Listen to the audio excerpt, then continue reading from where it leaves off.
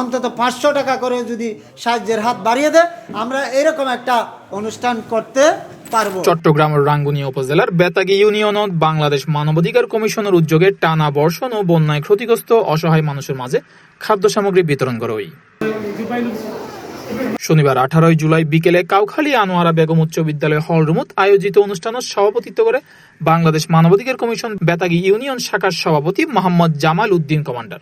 এই সংগঠন হচ্ছে এলাকার মানবিক কাজে মানুষ অত্যাচারিত হচ্ছে, মহিলাদেরকে অনেক স্বামী নির্যাতন করে, অনেক বোনদেরকে তারা বিভিন্ন কার্যক্রমে নির্যাতিত হয়, যারা আর্থিকভাবে আইনের কাছে যাইতে অনীহা প্রকাশ করে, হয়তো কষ্টের কারণে, কারো সহযোগিতার কারণে।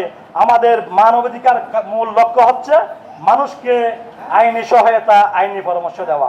অনুষ্ঠানত প্রধান অতিথি হিসেবে উপস্থিত আছেন কাউখালী আনোয়ারা বেগম উচ্চ বিদ্যালয়ের প্রধান শিক্ষক মোহাম্মদ আবু জাফর। আর তো না পারলে একটা হাত দেওয়ার জন্য, দ্যাট মিনস অন্তত 500 টাকা করে যদি সাহায্যের হাত বাড়িয়ে দেয়, আমরা এরকম একটা অনুষ্ঠান করতে পারবো। প্রধান বক্তা আছেন রাঙ্গুনিয়া উপজেলা মানবাধিকার কমিশনের সাধারণ সম্পাদক আব্বাস আলী চৌধুরী মুন্না। হাত মিলিয়ে আমরা এগিয়ে আসবো বলছি।